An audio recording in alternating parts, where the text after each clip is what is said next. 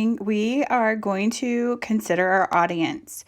So our I can statement for today is I can make sure my words match my audience. So I have a little checklist of questions just to go over as you reread your draft today. They're right here on the screen. So we're going to think about who our audience is. Remember, in this unit, we've been talking about making sure we have a clear task, purpose, and audience. And so my task is a seesaw book. My purpose is to entertain, and my audience is anyone who wants to read it. So I just need to make sure that my audience will understand my writing. So we're going to go through these questions and we're going to take a look at my writing today and see if we can make any changes that we need to make. So who is going to read your piece? Well, we just went over that. So consider who is going to read your piece and what they are going to need in order to understand your purpose. So today, I would like anybody who would like to read it can read my piece. So mine is open to anyone. So I just need to make sure that even if people aren't familiar with school or familiar with our school day or e-learning, that I've given them everything that they need in order to understand the story.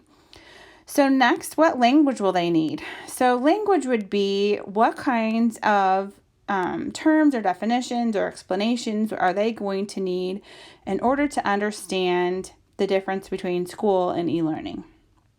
So when you consider your writing today, make sure that you've given your audience the language that they're going to need to understand what you are trying to say. So if you are trying to explain something that maybe someone isn't familiar with, make sure you use all of those terms. So I'm going to look at my language. I'm going to start here because I feel like the first question's pretty easy. I know who my audience is going to be. So I'm going to look at the language. I'm just going to take one piece of my writing, not the whole draft today, and work on that. So I have, in school, we work in partners and share our thinking. So I want to stop right there. Are people going to understand what partners are and what does it mean by sharing our thinking? Hopefully they will. Partners are two people, and sharing our thinking would be, what are the thoughts in my head? I'm going to say them to you.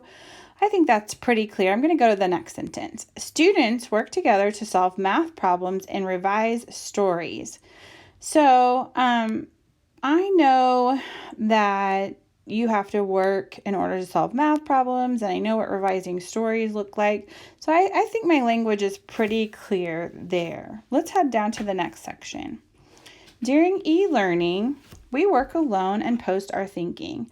I want to stop there because I feel like that maybe could be confusing to my audience, because when I say post our thinking, if I'm not familiar with what I'm talking about, then I might not know. So I'm thinking maybe to add the word online could help my audience understand what I am saying a little bit more clear. I'm going to use red for that. So I'm going to say where I'm going to post my thinking. And I'm going to say I'm going to post it online, right? All right. I think that helps it make it more clear. So if I'm not familiar with e-learning, I know that I'm going to post it online. I could even go further to say using my iPad, or what tool I'm going to use, or where exactly I'm going to post it online. I can think about those questions too. We learned with each other by watching each other's videos and commenting on posts. I think I want to change a little bit of that too, just to make it more clear.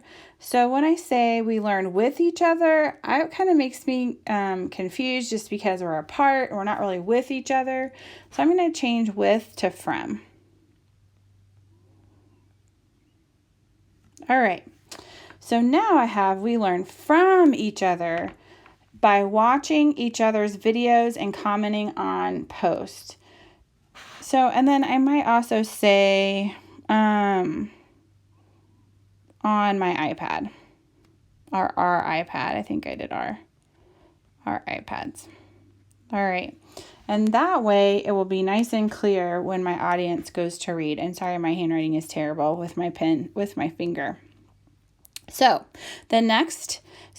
we've gotten this one, we've done this one. Now let's try those words and phrases out. So let's try it out and let's see if that helps our audience understand what we're saying more clearly.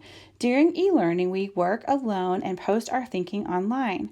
We learn from each other by watching each other's videos and commenting on our posts on our iPad. All right, I think that sounds a lot better. So I reread and decided what I needed to keep and change. So today, that is what you're going to do. If you have time, you can do your whole piece. That would be wonderful. But if not, choose a section like I did and make sure that you have your writing matches your audience. Who will read your piece? What language are they going to need? Try out those words and phrases, reread, and decide what to keep, cut, or change. When you're finished, post a picture like I have online so I can see that you've been working. And then tomorrow I'm really excited because we're going to start adding some illustrations. And then when we come back on Tuesday, we're celebrating. So I wanted to give you that long weekend to really finish it up and add any bells and whistles that you want to. So I loved hearing your reading aloud on Class Kick. It just made my night the other night, and it sounds like you're working so hard. I'm very proud of you, and I can't wait to see all of your writings.